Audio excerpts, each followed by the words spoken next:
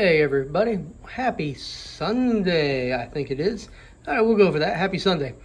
So quick layout and project update. We're going to start with this project that was an impromptu thing that I just came up with. This is the ALCo C625. Now, if you're an ALCo aficionado, you know there was no such locomotive as this. But history says that in 1963 in Chicago, Illinois, ALCo had a big press conference and announced the Century series of locomotives, which were the ALCo C420, C424, and the C624. The C624 was never built, and because they created the C628.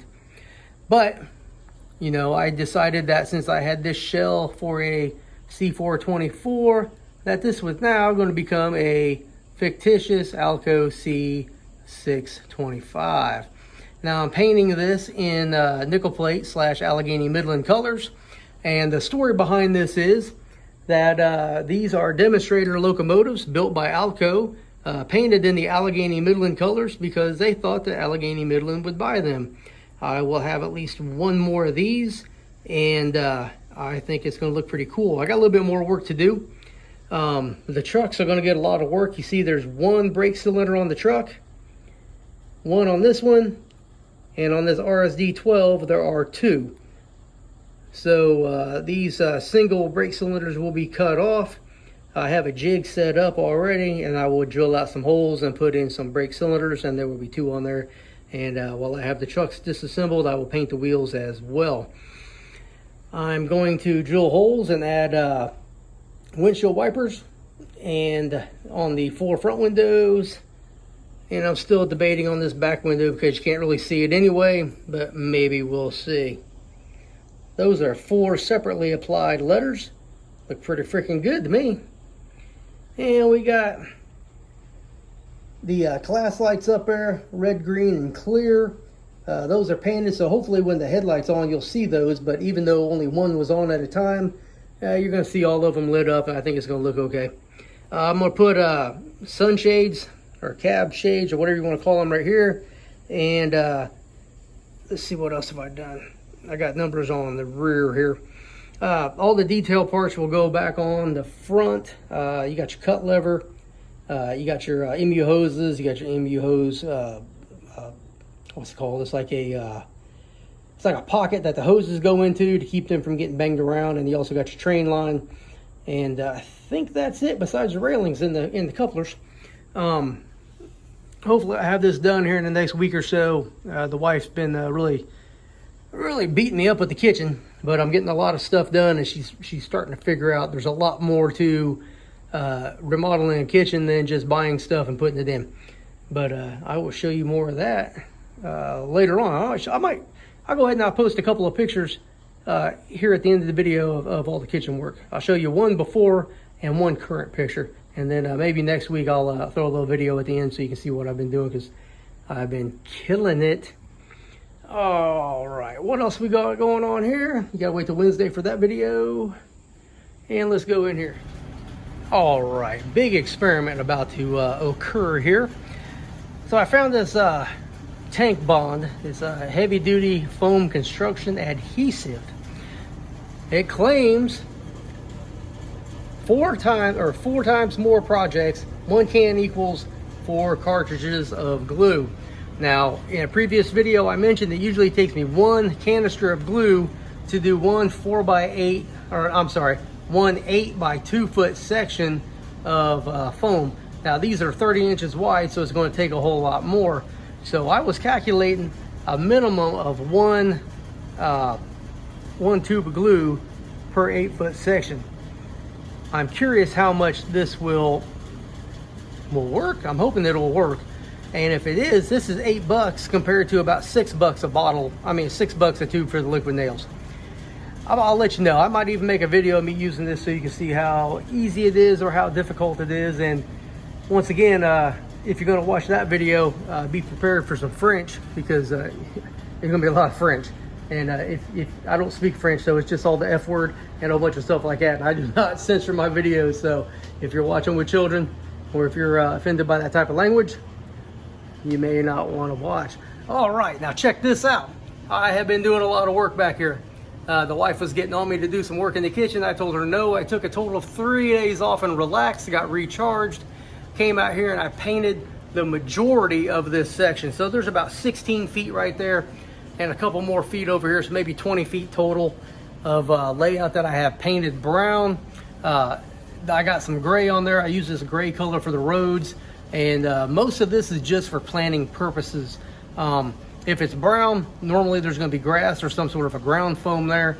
If it's gray and supposed to be a road, eventually I'll go back through and, you know, put down some spackle or some, rock or something like that on there to, just so you can't see it, as well, showing through rock. Got the depot. This thing was giving me fits last time because I was trying to stand it up on this new bridge I built. So it's looking good. All the short line, not the short line, that's the white stuff. All the belt line has been removed and painted. I haven't got it all put back in place yet, but all the rail is painted. I am in the process of cleaning up some of the joint areas, I guess you would call, wherever the rail joiners go, to make sure there's a good connection. I have soldered the majority of the pieces together. Not everything will get soldered, but most of it will. Like this line here that used to be the old line and is now the freight station line, it will get power leads on the end. This is the new line that goes to the yard that comes around. It'll be soldered in a few places. I got these curved turnouts soldered here in the middle, and the ends are cleaned off already because I remembered to tape those off. Since I don't have air conditioning out here in the big room, I'm leaving some joints unsoldered for expansion and contraction purposes. The majority of everything is soldered, but some will not be. The bridge right here will not be soldered on either side. This joint right here will not be soldered either. And 6 feet down there where the curve comes in to the curve switches, that may or may not be soldered. I have not decided yet. I did some weathering on this bridge here. I don't know if you can see whether I did a good job or a bad job, but I'll show you the difference between the brand new plastic. Big difference. It looks better in the video than what I think it does in person. But I'm usually pretty critical of my work. I have to let it grow on me. And I might go back through and touch it up here and there. That is a one-of-a-kind Allegheny Midland, the Midland Road emblem. You've probably never seen one. If you are a fan of the Allegheny Midland, you'll know that on the front of the PA locomotive, they had a white version of this emblem, and that was the only time it was used. Now, how did I get a yellow one? Because Tony Custer mailed me decals that he had made back in the 80s probably, and this was one of them that he had custom designed and printed that he never used. And I thought, you know what? At some point in the future, maybe 10 years from now or 20 years from now, this might be McClellan-Custer Avenue. There's no telling. So I thought that'd be a good little thing to have, and it kind of shows ownership between the two roads and the belt line. All right, threw just a couple of trees up here, and yes, I know that's hokey as hell because they got that little stand on there, but it helps me to envision a scene as I build it because I don't really know what I'm going to do with it. Come down here to Howard Street. I got some trees down there that block a little bit of a view. I think I like those taller ones. It's looking good. Howard Street right here. Of course, there's a lot of gray over here. This is, the entrance to the fire station. The fire truck needs enough distance between the door and the road that they can come out here and do a little bit of maintenance and clean and wash and stuff like that. You got the road I need to keep working on right here that goes down to the highway. And I got this church courthouse thing that's just sitting there right now. I don't know how long that's going to last, but it's there for now, and it probably ain't going to be there too much longer. I'm working on this little decorative square type scene here. Little yellow button looking thing here. That's going to be a fountain. And then this reminds me of a column. And I'm going to, I got another one someplace, or at least my wife has another one someplace. So at some point, there may be like an eternal flame, yeah, not internal, but eternal flame, like a forever lasting flame, kind of like at JFK's interment plot there in Arlington National Cemetery, something like that. This is going to be kind of a veterans memorial type of thing, because, you know, as a veteran, I don't think I can have enough of that reflected on my railroad. Once again, we got this little road coming down. This is Railroad Street. Oh, I named this little spot here in front of these buildings. That's going to be Market Street. There is going to be another road that comes off here and comes around to that's a Swift model, or an old Swift meat packing plant or something. It's fairly old because a lot of it's like cardboard and stuff like that. But that's not just going to be a meat packing plant. That's going to be like a grocery type center, where a lot of goods come in, fruits, vegetables, you know, the meats, of course, and all kinds of stuff that come in by rail for this town. And the town is called Applecreek. So I'm not quite sure how I'm going to build that. I just kind of got that mocked up, and that may stay the same, it may not. But there's going to be a road that comes off here, and then it will probably just be called Swift or something simple. And that road will come around the back of the Swift plant, and will parallel the railroad back here, and then come over here to where the grain elevator will sit over here.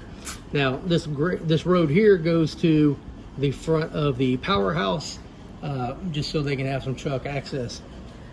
While I was working last night, cleaning off the ends of the rails, this is the entire junction that crosses over here. Now, if you haven't seen my video before, let me go ahead and put this back.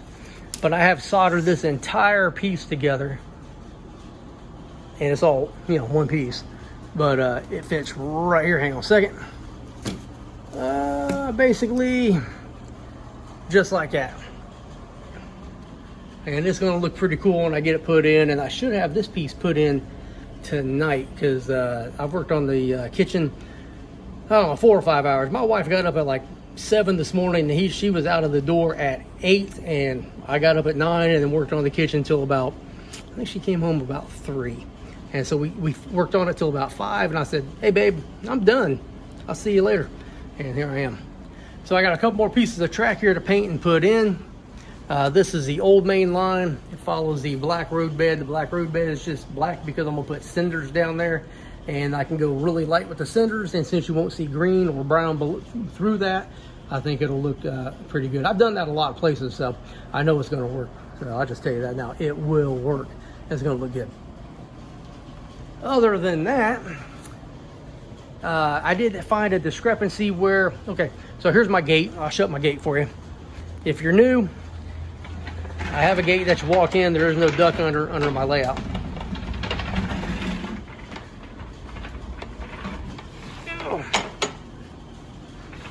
And this is tight fit. I'm almost paranoid. And then, preventing issues, there we go. Now I always run my finger over there to make sure that it's flush.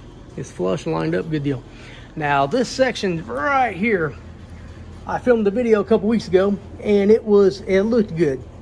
And it's looking really good right now because I readjusted it, because somehow it got, you know, knocked out of alignment. And I didn't find that out until I ran a train over it, and every single car derailed, and I was really upset. And I spoke some French. Oh, look at that. So I got this, this is the last thing we'll talk about. I think I've talked about it enough. I got this seam divider kind of mocked up. I know it looks like a hot bag of ass right now, but it's coming around. It's coming around. But what it does is really give me the, how do I put this? It kind of allows me to see how it's going to be without using my imagination and being able to see on the other side. So this totally changes everything as I, you know, work on scenery in my head and decide what I'm going to do here and there. So on the other side of this bench work here, I was standing approximately here watching trains come around here, and of course I could not see anything to the right of that big brown monstrosity And it really kind of gave me the impression that I was really far away from the train. And if that makes any sense. And you see I got a whole lot of green foam over here, and that's a whole lot of railroad that still has to be built. Now there's some really cool scenes coming into fruition here in the future as it starts to cool down a little bit and I can get back out here and do some work. Everything that's white will be epoxy and a river. And I am really excited about this scene, but I have so many other things I need to do before I can work on this that, you know, I need to really start scheduling what I'm going to work on, because what I do is I'll start working on something, and when it gets really tedious, I just get lazy and I decide to do something else. And that's really not the way I need to be. But things are coming along. Things are looking really good. And my priority right now is to get the foam glued down. Well, actually, I'm going to paint the foam before I glue it down. That way there is a lot easier for me. So each piece of foam will be painted brown, and then I will put it back into place and then glue it down. I think that will allow me to get it painted a lot faster, for one, and then it just makes me feel like I've done a lot more work than I really have. My only concern is if I paint it brown and the yard will be painted black, because I'm gonna go center ballast in the yard, will it cause me problems when I draw my track centers? And I'm thinking if I use the brown paint and black ink, you know, I use like a Sharpie, a fine tip Sharpie, I might be okay. But since I want to do black for the yard, I'm not sure that that will work, because I know you can't see black on black, and I'll show you right now. Hey, look at that. Can't see crap unless you're in the right light, but this, I can see that. So maybe I should probably just paint everything brown and then go with ballast, the cinder ballast, and just, you know, if a little bit of brown shows through, a little bit of brown shows through. But I mean, I don't know. Leave me a comment. Tell me what you think I should do. Give me some advice. And I want to thank you all for watching. I'll give you a sky view of Applecreek, another overall view of the layout, and like, subscribe, comment. Go watch another video. Go watch 2 videos. Hit some of them short videos up, and share the videos, and, you know, come back here in a few days and see what I talk about next. Thank you very much.